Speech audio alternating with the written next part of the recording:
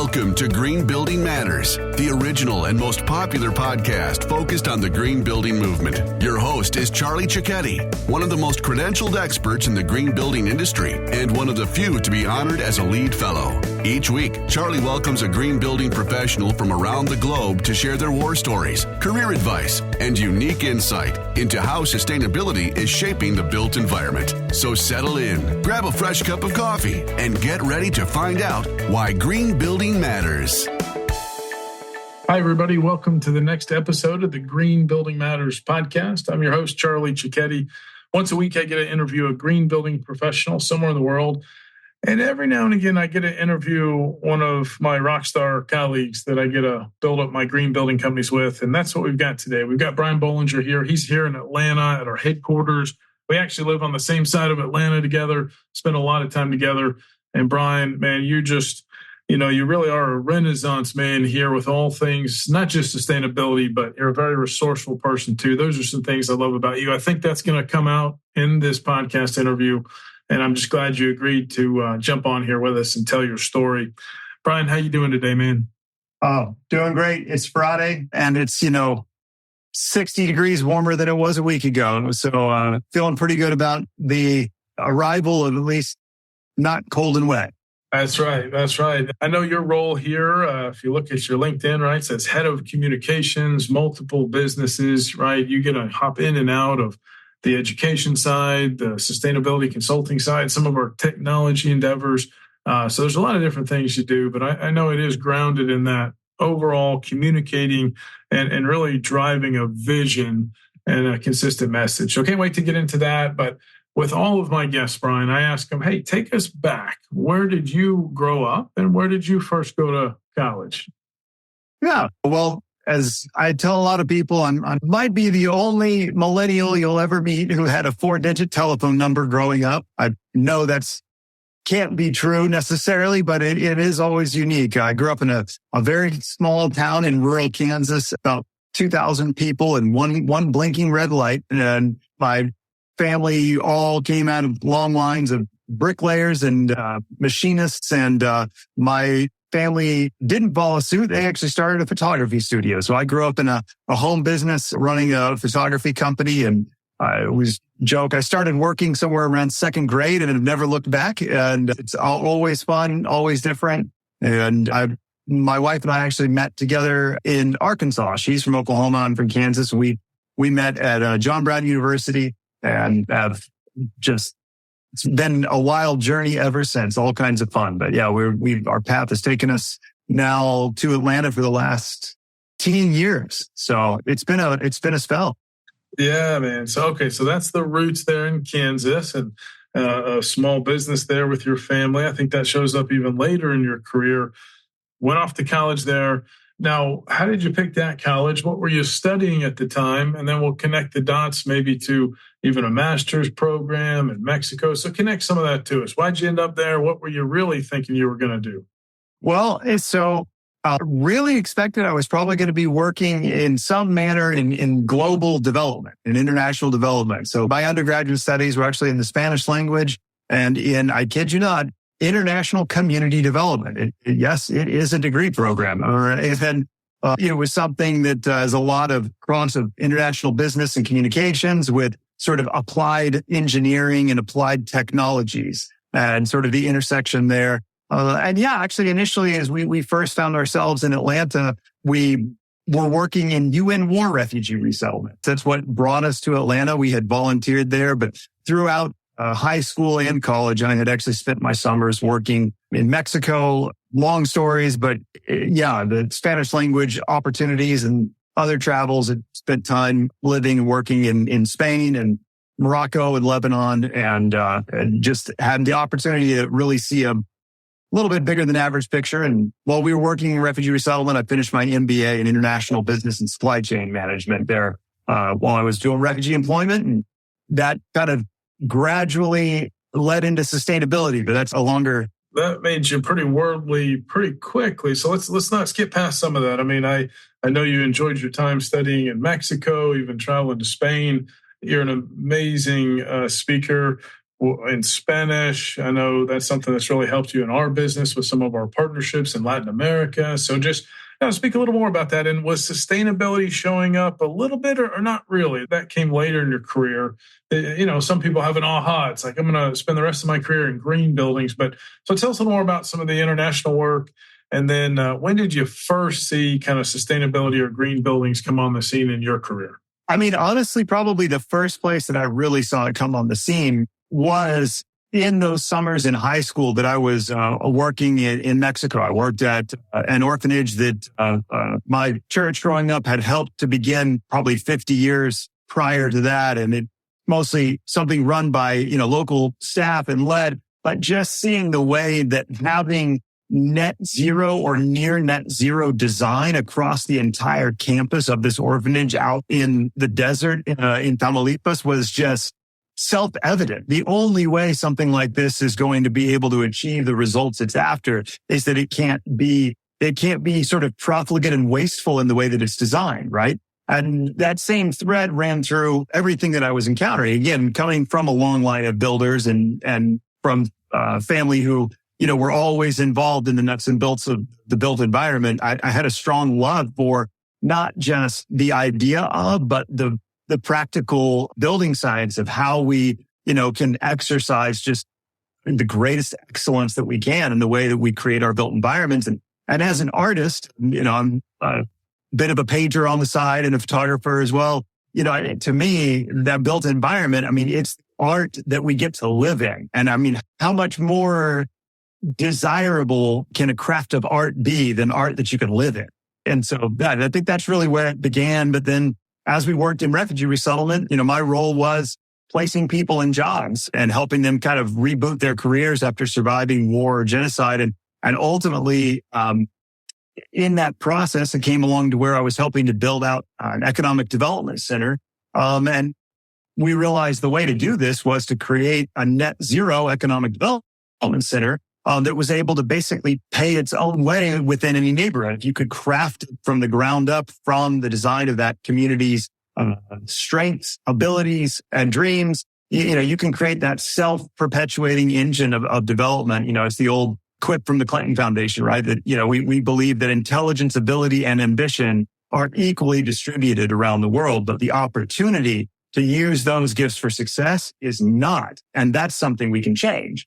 And it's about recognizing, just recognizing that intelligence, ability, and ambition. And honestly, net zero and sustainable design is the opportunity shifter that allows those things to bring their full potential to a place.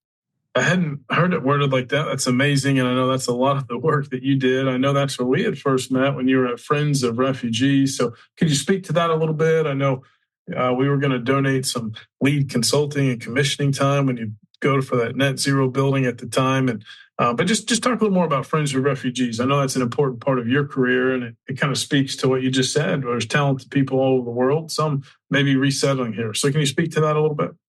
Yeah. So in Friends of Refugees, our vision was to see refugees experiencing an abundant life in a flourishing community. And the refugee resettlement system was sort of going from survival to or from harm to a new home. We were there to see them go from surviving to flourishing and giving back. And it really creating built space where that can take place in the middle of these highly dense, apartment communities like where I live here in Clarkston, Georgia. It's the highest population density city zip code in Georgia and in much of the United States. You look around and think it's a forest.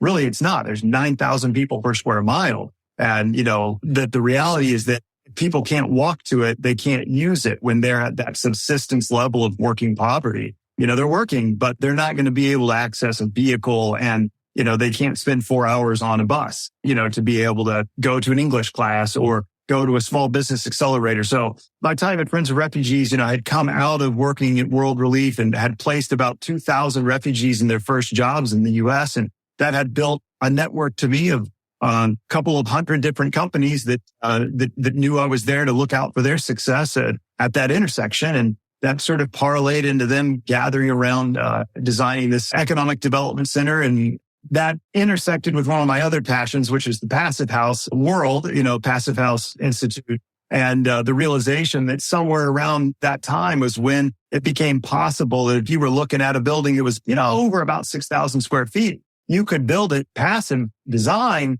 for roughly within 1% of the exact same price as code build. And so we said, well, it's incumbent on us then, both as stewards of donor dollars and as stewards of the world around us, that we should be building, these passive designs so that, we're not pouring that investment of philanthropy into power bills. We're pouring it into empowering people. And, that really is kind of how it started. I love that, man. I know a mutual friend and mentor connected us, and then we'll talk a little more about how you really did a deep dive into energy efficiency. You got your CM, and then ended up at our green building companies. But I like to still look back a little bit with my podcast guest Brian, and let's talk about maybe mentors. Sometimes a mentor is someone you look up to, you follow their material, you never meet. Sometimes there's someone that you meet often. Maybe they open a door for you. But as you look back, have you had any mentors? Yeah. So I definitely have to give credit to my grandfather and my father, but especially my grandfather for his really instilling from a very young age when he's teaching me to lay bricks to really value, one, just the built environment itself, but also two, I think it was Thomas Carlyle maybe that said, that genius is the capacity for taking infinite pains. And at the end of the day, it is like you don't build brick walls without infinite pains. Like they have to be perfect. You run those courses, they get off and it doesn't work. And so, my grandfather was a major influence in that sense. But I would say in college, actually had a couple of professors, Dr. Robbie Castleman, she and also another professor, Dr. Ed Kloss, that both really poured into myself and also into my wife, Annie, really where we were going to find the opportunity to leverage our gifts for the most success was always going to be in community and in relationship. Even when we were looking at a number of different job offers coming, toward the end of college, Dr. Kloss, I still remember his exact words were, follow the relationships. He said, that has continued to be even in our green building space. I mean, at the end of the day, follow the relationships, right? It's how we find that next opportunity to make a difference. It's how we find that opportunity to rally people around what is possible and what better could look like. And that's something that I'll never forget and continues to influence me. For those listening, you can probably tell that Brian is quite the wordsmith, knows these quotes, knows these anecdotes. Anyone else, Brian, that maybe encouraged, opened a door, as you were navigating your career, you might call a mentor? Well, there's a number of people that I give credit to. I would say Jet Shaw over at Bridge Commercial Real Estate. He's actually the one who put it into my head that, hey, if you've got this passion for sustainability at the intersection, the built environment, you really should consider your CEM, Certified Energy Manager. I dug in, I went, oh my goodness, this is the high school physics version of when I get my lead grade associate, right? The lead grade associate, I'm wrapping my arms around, what it takes to create green and healthy. And really with the CEM, I'm wrapping around all of the building science that has to be stacked together in order for it to be accomplished. And it was just a perfect fit. And Jeff opened a number of doors for me. And I say the other mentor that comes to mind is Glenn Jackson, Jackson Spalding PR. They're juggernauts in Atlanta, Bo Spalding and Glenn Jackson both, but Glenn really took time to pour into me and encourage me. And like you said, some of the things that I enjoy most are figuring out how to communicate something right in a way that helps everybody rally around it or just see through something that seems confusing. And a little bit of that is discerning, but a little bit of that is galvanizing. Those are the spaces where I enjoy most, just wrestling to the ground the problem that just keeps defying every normal way of solving it. And so maybe it needs an abnormal way of solving it. Fantastic mentors there. As we look back just a little bit more business and or personal, what are some of your proudest accomplishments, Brian? That from a professional standpoint, I mean, it is for me probably be, that 2,000 people, a little over 2,000 people that I got to help find that first career opportunity in the United States. I thought I was going to be working in, holistic development in maybe more of an emerging economies environment, right? A developing nation environment. So to find myself in Atlanta and going like, oh, hey, I'm a native speaker of English. I actually have a great opportunity here to see these families. That ripple effect I continue to see. I mean, even just looking out the window behind my screen here, I see the neighbors next door. When we moved in, the house was vacant and a family bought it a little after we moved in. And my wife and I thought, man, they look really familiar. And it got to meet them. Sure enough, they were actually a refugee family were clients of ours about 9-10 years prior when they had come as refugees from Burma. And I found out the mom and dad both still work at the same poultry processing factory where I had originally placed them on the production line. And they had moved up 3 or 4 places in the company and both flourishing, and their kids were about to head off to college and they'd become citizens. So it is that's something I have a hard time not having at the top of my list of just going like, that's a difference that I could see. Yeah.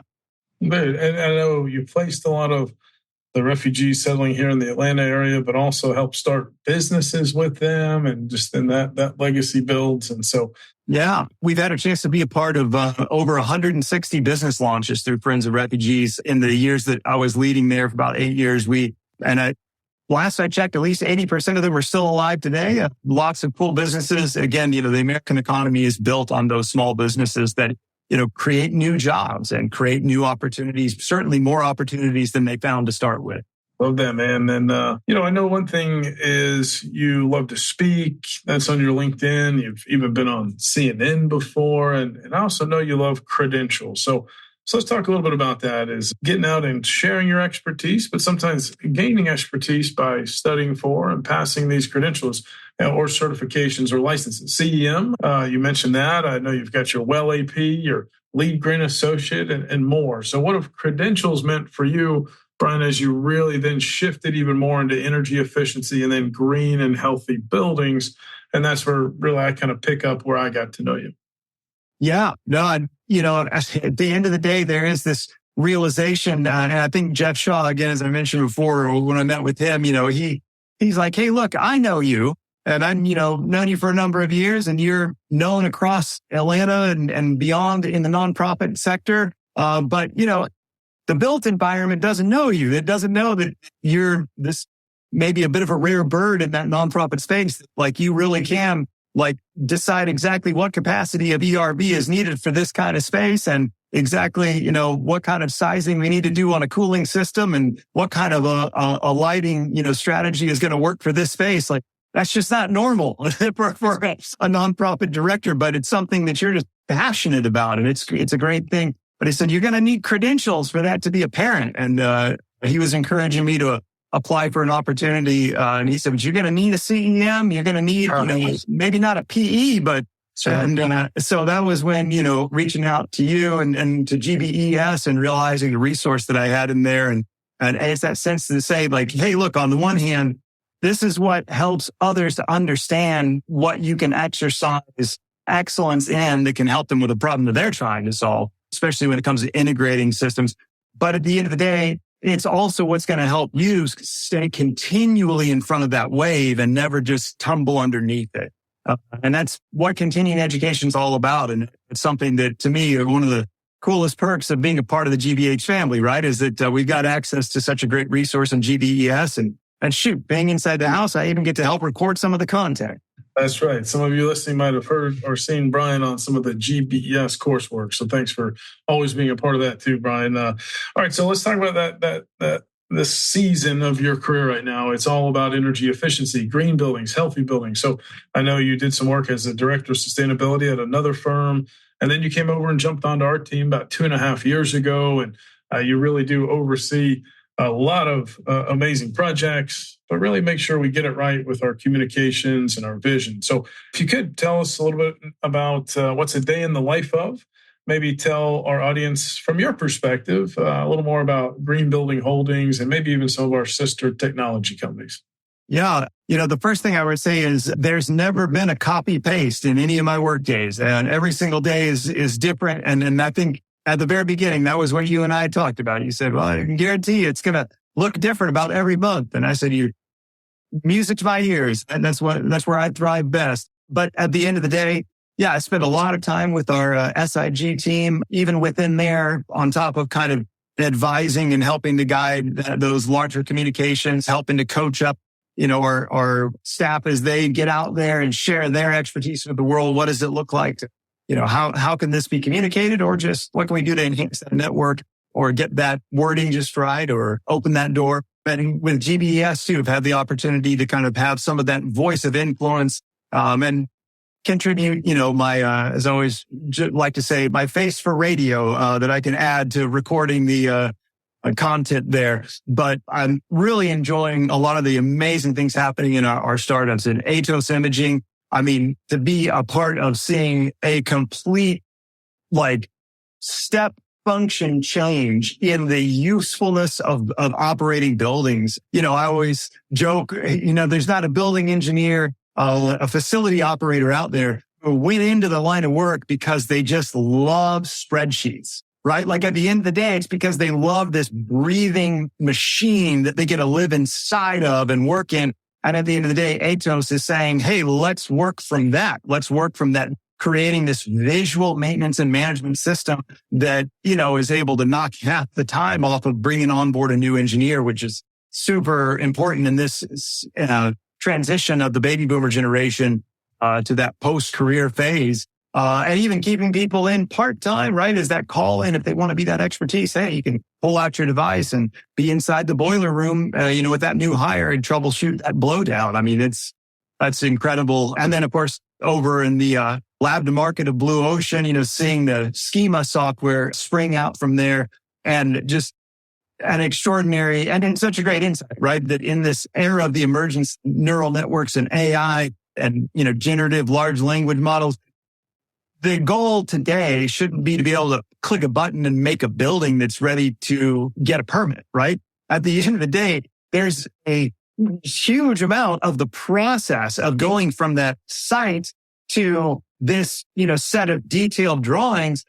There's a lot of it that's not what architects ever went to school for, right? They didn't go to school because they wanted to craft a staircase for 23 hours, right? Like they went to school because they wanted to create these spaces, make them excellent for the client, cite them. And Schema is able to take, a lot of that blocking, massing, stacking process from 8 weeks of 60 to 70% drudge work down to 2 or 3 hours that then just frees them to be able to actually level up the design, for the client, or even be able to iterate that change until the client looks and says, yes, this is what I had in mind. And that's a pretty cool thing for me to get to jump in there and just be a part of communicating that and also, introducing it to some of the folks that we get to help with what we're doing. And I appreciate that, right? Because there's certain clients that can use some green building consulting or engineering or commissioning, and some might need some education, some might need some of the latest technology. And heck, I already love working with you over here on the services side, on the SIG side or something. So it's just amazing. So I know you're passionate about waste and recycling, so we have to talk about that a little bit. So you also oversee some very large waste audits nationwide, helping 50-story buildings in New York City improve their waste and recycling, get those extra LEED for existing building points. But, tell us a little bit about maybe how to go about that. I know GBES has a course you help build on how do you do a waste and recycling audit for your business or your entire building. But, how do you go about it? Why do you enjoy that work? And then, maybe give us 3 tips. How do you improve recycling at a building these days? Yeah, you're right. That was another unexpected find. I mean, again, being in the nonprofit world, kind of nothing goes to waste, right? So for me, the opportunity when I stepped into this, and there was a need to help with overseeing and emerging and improving kind of not just the audits, the way we do them, but how we tell the story of what we found in a way that helps enable better for those buildings. And I'm just grinning from ear to ear because it is a classic, dirty job. I'll tell somebody, they said, what's a waste audit? I mean, it sounds like, I said, stop right there. It's exactly what it sounds like. Just whatever you just imagine, that's exactly what it is. Yeah, you're literally taking 24 hours of waste and recycling. You're weighing and ripping open every single bag, and you're sorting it by the categories and weighing the categories, and you're pulling out this picture, both literal photos, but also this picture of the trend of, hey, is what this building is set out to do working? Is the policy working? Is the waste going where they wanted it to go? Or are they just blowing huge amounts of money on flow-offs they don't need to be paying for because, something's not going right in the process? Or also, is there some just super basic thing that's throwing it all apart for them? Could they improve the experience of their tenants because, hey, you get a great composting program in place, and believe it or not, the rest of the garbage doesn't smell nearly as badly. That kind of not so common sense. But I would say probably the big need there is, for people to understand it, right? So that's the GBES's course. And hey, how do we perform a waste audit? What is this? How do we paint this picture of what we're doing? Because I can tell you right now, one of the biggest plays in the world of sustainability over the next 10 years is going to be what happens to waste. We don't get to circularity without solving waste. It's just at the end of the day, that there's, as we used to say in community develop, God has required and the poor deserve better than amateurs with their hearts in the right place. And I think it's the same way in waste, right? I mean, the planet we all share deserves better than a complete absence of circularity when it's possible. And it's becoming more possible every day. I mean, goodness, we're even beginning to reverse, the plastic waste volume, microplastic waste volume in the oceans, which is fantastic. I actually look forward to my kids' generation seeing lower rates of all kinds of maladies that are related to that small particle waste. But I would say the big tips I would have, if I was giving tips, especially to commercial buildings in general, big things are really, really clear signage. At the end of the day, usually when we find something that's way off, you can usually trace it back to a floor that isn't communicating what belongs where and how to dispose. The other one is, you really have to think about humans as sort of we're going to do whatever is easiest. And so, the more you make correct sorting behavior the easy thing to do, the more success you're going to have. One of my favorite things I see is, we'll often see these recycle bins like this one here in the offices. And the best one we see, they actually have a trash bin clipped right here that's just right inside here. And it's a smaller bin, but it's clipped so that, again, that sorting behavior, it's one bin and there's this smaller space. And hey, I'm going to try to remember to recycle everything I can because this smaller space, is one that has limited capacity. And, I might have to empty it myself if I don't, watch out on sorting. Or the other one is really, you got to move all of that away from the workstations, right? Best practice, don't have any bins at the desks. At the end of the day, if people have to stand up and walk to a spot that, corporate, collaborative together, like they're going to tend to sort more correctly when they had to actually already begin the work of going to where that's happening. So those probably be my two big pro tips. And then, the third one is, you're not going to succeed at that without an audit. So not to say, you got to give us a call. Like, hey, no, learn how to do your own audit. Take that course or, get on Google or ask ChatGPT. But at the end of the day, you can't improve it if you aren't tracking it. And that's really important to be able to see that picture. And you get that year-over-year improvement as tenants are coming back to some of these buildings too, or it could be different types of buildings. I know you've done freezer warehouses before, and how can they improve? So it's amazing, man. I know you have a true passion for sustainability and leaving this place, not just cliche, a better place for your kids, for my kids, and we got a little work to do. Last thing, present, then we're going to go future projects. I know you've got access to some green building projects, small and large. What are one or two of your favorite projects maybe you've worked on the last couple of years, Brian? Well, honestly, there are a couple of projects that have been really fun. There's a building at the top of the perimeter here in Atlanta, the Palisades office park.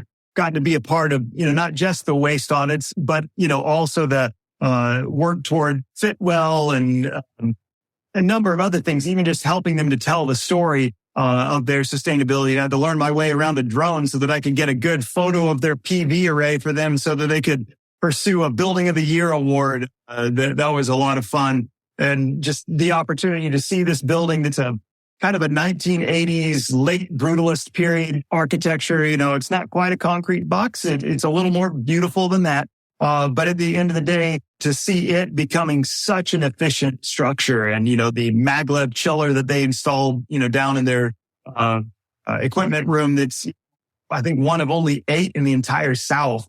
And, just slash like 40% off of the utility footprint of all of the cooling work that they're doing there. Just seeing some of that stuff happen. I've really enjoyed working on the Palisades. Other one is probably I would say that there's been a handful of projects that were buildings in Arizona. I don't know. I did especially enjoy getting to do a waste audit for Zion National Park. That was really cool. But not too far around the same time, I worked on a building out in Phoenix called the Camelback Building that was another example of just this great, turning a normal performing building into see its potential developed as the team got out there and, pursued well and lead. And it just created a space that I think is going to continue to be a place that people want to go to work, right? At the end of the day, they know that compared to the average American home, they're going to be exposed to a fraction of the pollutants, a fraction of the migraine risk that comes from over and under illuminating, all of the things that operational excellence brings to a building that makes it a healthier, better place to be. Thanks for that. No, well said. All right, so let's talk about the future. I love asking my podcast guest, Brian, about the future. So what's something you're excited about that might be coming at us in this green building movement? Yeah, I think, there's not an area where this doesn't apply. I feel like the moment that we're in right now at kind of the beginnings of 2024 is this moment where sort of around the time that there was this sort of mass appearance of internet connectivity, right? Except that now it's generative AI. And the reality is that in as much as at that moment we were looking and going, I don't know if this email thing will catch on. I don't know that, if it's really the whole having a website thing. I mean, I guess I could see a couple of use cases for it, right? The whole up here, way past anything any of us could conceive that it was going to enable this device right here, right? That, that we hold in our pockets that has replaced an entire room full of equipment that we were using just till 3. And the reality is that I think when it comes to sustainability at a big level or at a micro level, I think we're every single week discovering a new reality of what it's going to do, what that technological shift is going to enable. That what's exciting about it is we don't even know what we don't know. And it just seems like with every passing week, yeah, some of it's terrifying, but most of it's absolutely electrifying. And just, seeing the potential that that's going to continue to bring and knowing that, hey, we're going to be here and we're going to be digging through what's good, what's bad, and what's irrelevant. And, we're going to keep leveraging it to drive forward the success of everybody we get a chance to serve. That was very well said. One thing I really love about you, Brian, is, you really are an early adopter of technology. I mean, I think when it comes to AI, not just ChatGPT and DALL-E and large language models, I'd say you're one of the advanced users within our company's spatial computing goggles, right? Not just VR, but really AR and MR, mixed reality, augmented reality. I mean, you embrace it. For those listening, Brian will literally have a call with a colleague and they're both maybe on a virtual golf course while they're having their one-on-one. I mean, like Brian is doing that stuff. Just played 18 holes today with one of my colleagues while we were doing our one-on-one. We played through 18 holes of a course out in the desert. And it was the right way to meet, way better than Zoom since he's 1,200 miles away. I love it, man. And, and then we've got to talk a little bit about, supernatural and how you even brought in fitness too. I mean, for those who don't know, that's a best practice. We like to share best practices here. So what should people know about supernatural and getting a great workout in? Charlie knows, I think since the first time he met me, there's about 70 pounds less of me than there used to be. And I got to say, a not insignificant amount of that is thanks to Supernatural, which is, if you look behind me, that little rubber mat there is actually what I stand on. And this hanging over here on a hook, my office is a Quest 3, which is a type of a mixed reality VR unit that I think is really exemplary of where things are going. It makes it possible for you to basically get a great workout all different places around the world with wonderful coaches, amazing music. And it just kind of transports you to that space. And I don't know what else to say. I mean, it will leave you absolutely exhausted. And for my wife and I both, we always used to joke that I run only when chased. That was about the extent of my fitness routine. This is the first thing in, almost 40 years of living that I've stuck with for, 4 years now, every single week. So check it out. Supernatural. We can put a link in the podcast show notes here. Well, I'm going to throw this one in because Where did you get that want to embrace technology? Arguably, growing up in Kansas there, but maybe you were already using some high-tech cameras in the family business. I'm not sure, but I'm trying to connect the dots. Was it reading sci-fi? Was it you're just a futurist? You're the outlier? Where did this want for technology come from? I'd have to dig way back probably to find the actual, like the sesame seed, there. But if I look back, I do remember in second grade, I want to say I got basically a proto of a Palm Pilot. It's called a Casio Secret Sender 2000, I want to say. And this little critter, was the classic PDA, right? I mean, it was very rudimentary. It was bright colors, blue, and I don't remember what else. I think I still have one somewhere. But I do remember, I would use it for different notes and stuff, but it had a little infrared thing, and I could actually throw notes to one of my buddies in class who had one. And this was this was when we were still using the big 7-inch floppy disks, right? This was the Oregon Trail days. So the idea of wireless computing at all was a non-anything. Nobody had cell phones. And we would use this thing to throw a chessboard back and forth around the room to play chess. And the other thing it could do was it could actually control TVs and VCRs. You just selected the brand. So I remember when we were in grade school, oh my gosh, we would wreak havoc in the classroom with our little remotes. We'd sit there pause and stop and inject the tape and change the channel, and teachers couldn't figure out how to save the world. And it was just an absolute riot. And I think it was there that I realized there's just this novelty of okay, this is fun, but it actually seems really useful too. And so I think that just sort of was a continual pattern in my life. I mean, I was at my high school reunion last year with friends and got together, and we were all hanging out at one of our classmates' house and around the table, and a bunch of people had their iPhones out, were doing something. I said, all right, I just want everybody to pause. Can we remember that 20 plus years ago, I had my little Palm Pilot, my PDA that you guys gave me no end of crap for having this thing, using it for notes, and y'all are always taking it to play games. And could I just point out, every single one of you has one now. They're oh yeah. So it is that sense of yes, sure, early adopter, and not everything is going to take off, right? You go snag your a Blu-ray player and know that. But at the end of the day, you don't have to be the one to choose what's VHS and what's Betamax to know that, hey, if you find a tool that enables something great, man, plumb the depth of that, figure out what's possible. And can you make a break from Zoom fatigue by playing some miniature golf, or can you go and walk that client's property before you jump on a Zoom by just jumping into Google Street View and VR and walk the whole property, get a sense of what you're getting into? I mean, even these limited use cases really are boundless. Man, all right, some wisdom in there, and it was second grade. I'm glad I took you there. All right, so let's do the rapid fire part of our interview, Brian. I'm having a blast. I'm learning new things about you here. So for our podcast listeners, I know they're enjoying your story here, and let's get into some best practices. So what would you say is your specialty or gift? So I think probably my specialty is lateral thinking. It's when we're running into something and it's when all else fails and we're just going, nothing normal is working.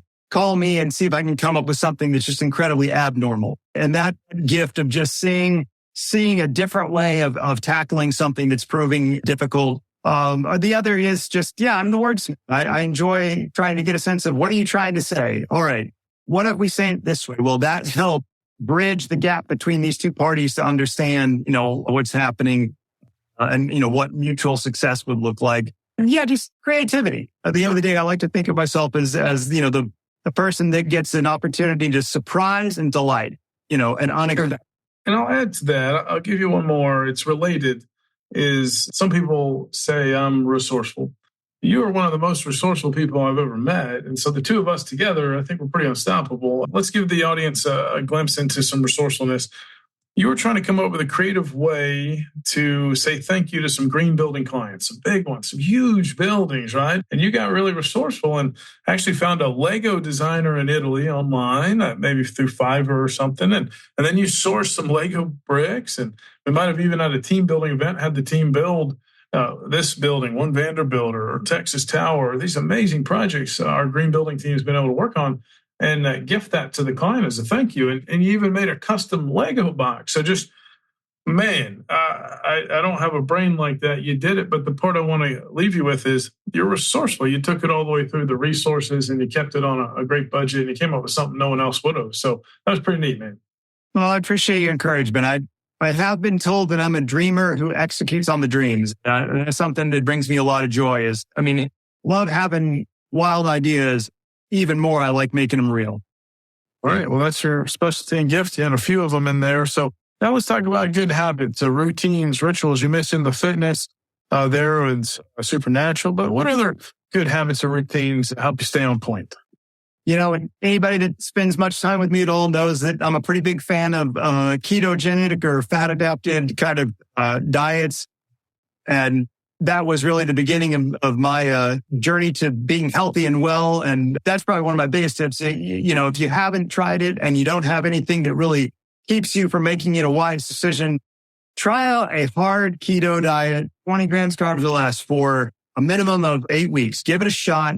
There's no breaks from it. It doesn't work. If you fall out of it, it takes a lot of time to get back into it, but you'll be blown away. As far as for me, the routine of just the clarity and the energy that brings with. And I guess along that same thing, the routine that I have is I generally try as best I can and not really spread my eating out across a whole day. That's a digestion is a process that sort of draws a lot of energy in, and that intermittent fasting approach to life, I try to generally start eating around 3 p.m. And wrap up by 10 p.m. Some days, we got a business lunch. It's fine, whatever. Don't make a big deal out of it. But at the end of the day, I have a lot more energy and feel a lot better if, I kind of have that window of eating and that window of fasting. It just really helps me to feel better.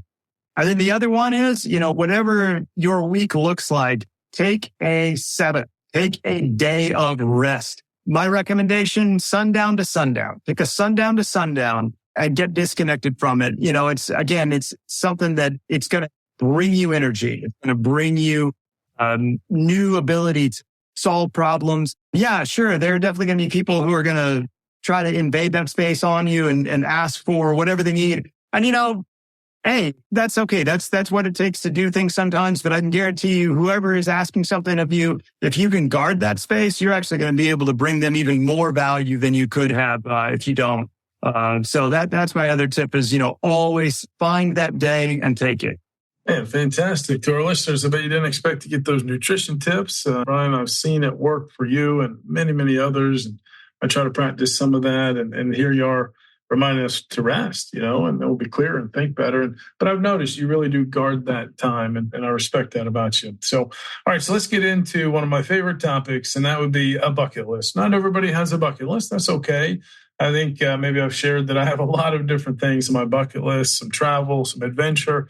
Maybe one day I'll write a book. Actually, you and I might be planning something later this year, right? Hint to those that want to see the Green Building Matters brand grow this year.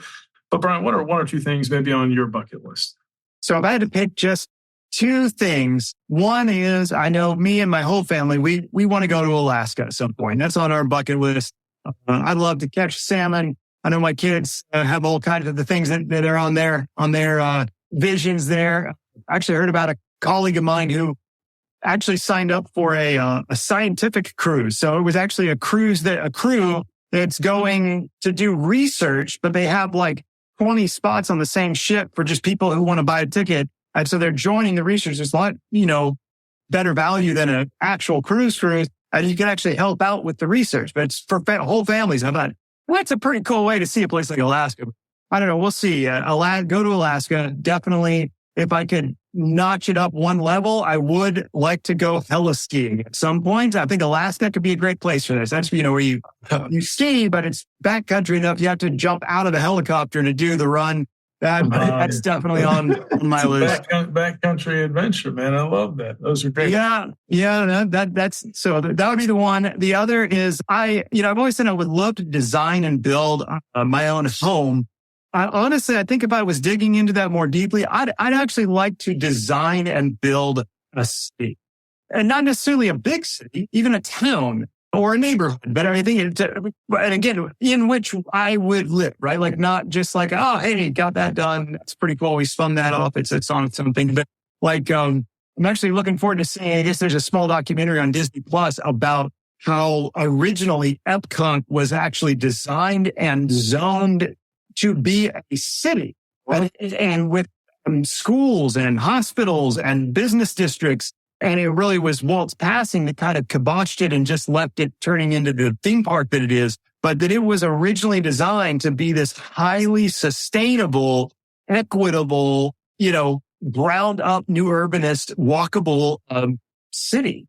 And, I look at something like that and say, yeah, that's my bucket list would be to be able to have a major role in designing a community. And then, including the home and getting to live and be a part of that in a way that kind of incorporates all of that which we know and a lot of things we don't yet know.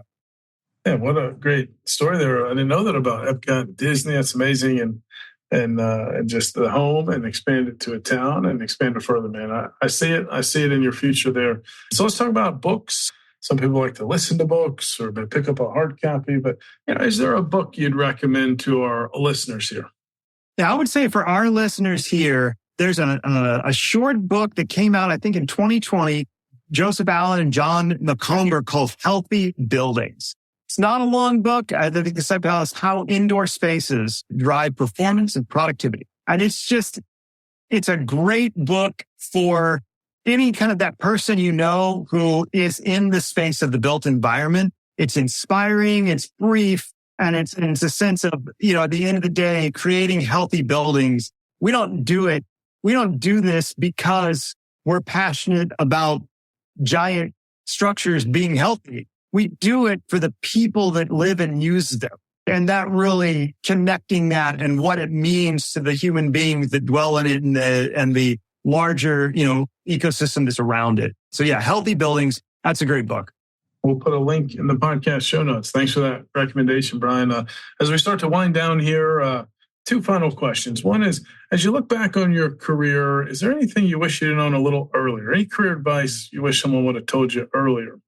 Early in my career, I do wish that someone would have really encouraged me that no matter what path you take, the relationships you make along the way are what are going to constitute all of the future of that. And I think I was grateful that Dr. Klotz made that clear when he did when I was in college. But even just going further back and even going forward, man, I wish someone would have really helped me to appreciate that everything we do in connection with other human beings. And at the end of the day, that is what is a persistent thread. The more we value it and the more we give to it, the exponentially more we'll benefit by it. That's really good, man. No, thank you for sharing that. And yeah, I wish I'd have known that a little earlier in my career too. All right, so last question, Brian. Let's say someone's listening. They're super stoked to hear your story and all this wisdom and even some health tips in here. I love it. Maybe they're just now jumping into this green building movement, a movement you've been in for a while, I've been in for a while, but maybe it's a career change for them, or maybe they're a young professional here. So they're just now jumping in. What words of encouragement do you have for them as we wrap up?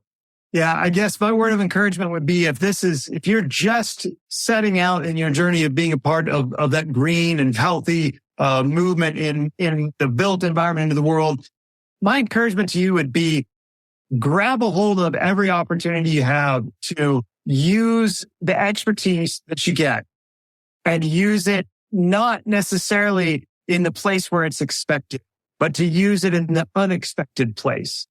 Because the world of sustainable environmental design and construction and operation and circularity and equity and sustainability, it's very young as it goes, right? I mean, in many ways it's ancient, right? But it really is very young. And in almost every industry, in almost every vector of business, there is unfilled space that doesn't even know it doesn't exist. Where as you get this expertise in green buildings, in healthy buildings, in sustainability and equity and ESG, find an unexpected application and try it out.